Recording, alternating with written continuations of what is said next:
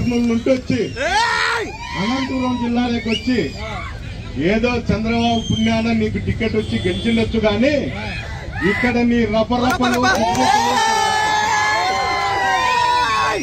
ఇక్కడ ఒక వైఎస్ఆర్ కార్యకర్త ప్రతి ఒక్కడు కూడా ఒక సైనికుడే జగనన్న స్ఫూర్తితోనే మేము పోరాడతాం. అన్ని విధాలా కూడా అందరికీ తోడుగా ఉంటాం. ఎందుకు చెప్తానా అంటే ఈ సందర్భంగా ప్రతి ఒక్క ఎమ్మెల్యే కూడా రెచ్చగొట్టే ధోరణిలో పోతారు కాబట్టి ఈ రెచ్చగొట్టే ధోరణి మానుకోవాలి. అయ్యా మా లీడర్ చంద్రబాబు నాయుడు చెప్పినారు ఎలక్షన్ల ముందు హామీలు నెరవేర్చే దానికోసం మేము కృషి చేస్తామని చెప్తాం.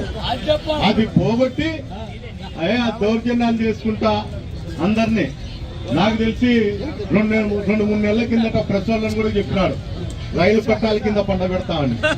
ఈ ప్రెస్ వాళ్ళు కూడా దానిపైన ఏందో మేము ధర్నా చేస్తాం అది చేస్తాం అనేది కానీ ఏమి చేయలేదు. పాపం ఎత్తకపోయి ఆడుకు రైలు పట్టాల కింద పండబెడితే మా భార్య పిల్లలు మేమెట్లా పట్టాలని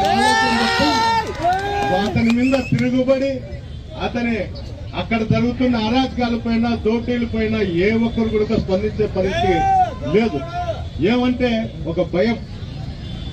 ఈ రోజు చాలా మంది ప్రజలను సంక్షేమ పథకంలో నడిపిండే అని చెప్తే మాకు సంక్షేమం కావట్లేదు ఏం కావట్లేదు, మేము దౌర్జన్యాలు దోపిడీలతోనే బతుకుతాము, మా ప్రభుత్వం ఉండేదే అందుకోసము, మా నాయకులకు అదే బాటలో నడపమని చెప్తున్నారనే సందేశం ప్రజల్లోకి పెట్టినారు. ప్రజలు మీరే ఆలోచన చేయాల. ఆ రోజు చంద్రబాబు నాయుడు గారు మీటింగ్లు చెప్పి ఏ హామీలు ఇచ్చినారో ఆ హామీల కోసం మనం పోరాడాలా. పోరాడితే తప్ప మనకు హామీలు కూడా రావు, ఏమీ రావు. ఆయన హామీలు చెప్పినవి ఈ విధంగానే మనం బాధపడుతూ ఉండాల్సిన పరిస్థితి ఏర్పడుతుంది. ఇవన్నీ ఈరోజు మన నాయకుడు జగన్మోహన్ రెడ్డి గారు ప్రజల్లోకి వచ్చి ఇవన్నీ చేస్తారు. ఇక్కడ ఉన్నటువంటి యువకులు కానీ ఇక్కడ ఉండే రాజకీయ నాయకులు కానీ దీనిపైన ప్రతి ఒక్కరూ స్పందించి పోరాటం చేస్తే పోయేదేం లేదు. మన మీద పెడితే 4 కేసులు తప్ప ఏదేదేం లేదు. కొడితే ఏడన్నా కొంత యాక్టివ్ ఉండే కార్యకర్తలు 4 ఏళ్ళు కొడతారు. మన స్టేషన్ పోయి కేసు పెడితే మళ్ళా తిరిగి కౌంటర్ కేసు పెడతారు. దీనివల్ల తెగేది ఏం లేదు. కానీ ప్రతి ఒక్క కార్యకర్తకు నష్టం వచ్చినా ఏదన్నా వచ్చినా కూడా రోడ్డు మీదకి వచ్చి మనం ధర్నాలు చేసి స్ట్రైకులు చేస్తే మనకు జోలికి ఎవరన్నా రావాలని కూడా ఆలోచనలు వస్తుంది. ముందు ఐకమత్యంతో పనిచేస్తాం. మనకు ఎన్నెన్ని ఉండొచ్చు, కనీసం మన ఆలోచన ప్రకారం ప్రతి ఒక్కరూ ఐకమత్యంతో మనకు నష్టం జరగకోకుండా పోరాడతాం. అన్ని విధాలా కూడా అందరికీ తోడుగా ఉంటాం. ఎందుకు చెప్తానా అంటే ఈ సందర్భంగా ప్రతి ఒక్క ఎమ్మెల్యే కూడా రెచ్చగొట్టే ధోరణిలో పోతారు కాబట్టి ఈ రెచ్చగొట్టే ధోరణి మానుకోవాలి.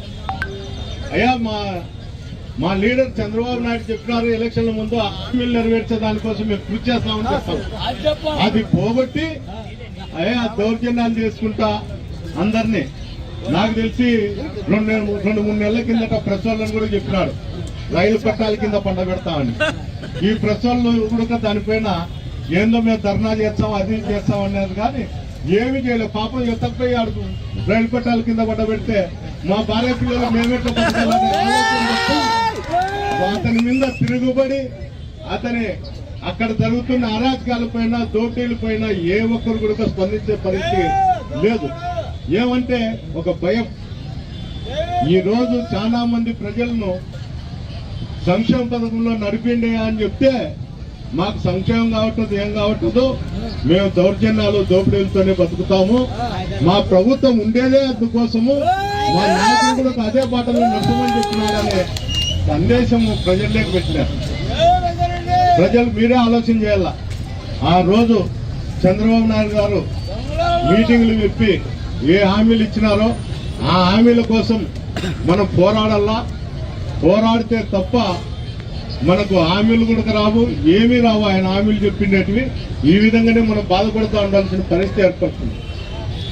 ఇవన్నీ ఈరోజు మన నాయకుడు జగన్మోహన్ రెడ్డి గారు ప్రజల్లోకి వచ్చి ఇవన్నీ చేస్తారు. ఇక్కడ ఉన్నటువంటి యువకులు కానీ ఇక్కడ ఉండే రాజకీయ నాయకులు కానీ దీనిపైన ప్రతి ఒక్కరూ స్పందించి పోరాటం చేస్తే పోయేది ఏం లేదు. మనం వింద పెడితే 4 కేసులు తప్ప ఏదైతే ఏం లేదు. కొడితే ఏడన్నా కొంత యాక్టివ్ ఉండే కార్యకర్తలు 4 ఏళ్ళు పెడతారు. మన స్టేషన్ పోయి కేసు పెడితే మళ్ళా తిరిగి కౌంటర్ కేసు పెడతారు. దీనివల్ల తెగేది ఏం లేదు. కానీ ప్రతి ఒక్క కార్యకర్తకు నష్టం వచ్చినా ఏదన్నా వచ్చినా కూడా రోడ్డు మీదకి వచ్చి మనం ధర్నాలు చేసి స్ట్రైకులు చేస్తే మనకు జోలికి ఎవరన్నా రావాలని కూడా ఆలోచనలో వస్తుంది. ముందు ఐకమత్యంతో పనిచేస్తాం. మనకు ఎన్నెన్ని ఉండొచ్చు, కనీసం మన ఆలోచన ప్రకారం ప్రతి ఒక్కరూ ఐకమత్యంతో మనకు నష్టం జరగకోకుండా ధర్నాలు చేస్తే తప్ప మన సంక్షేమ పథకాలు కానీ మన కార్యకర్తలకు జరిగే అన్యాయం పైన కానీ న్యాయం జరుగుతుందని ఈ సందర్భంగా తెలియజేస్తూ ఈ అవకాశం ఇచ్చినటువంటి ప్రతి ఒక్కరికి కూడా ధన్యవాదాలు తెలుపుకుంటూ సెలవు.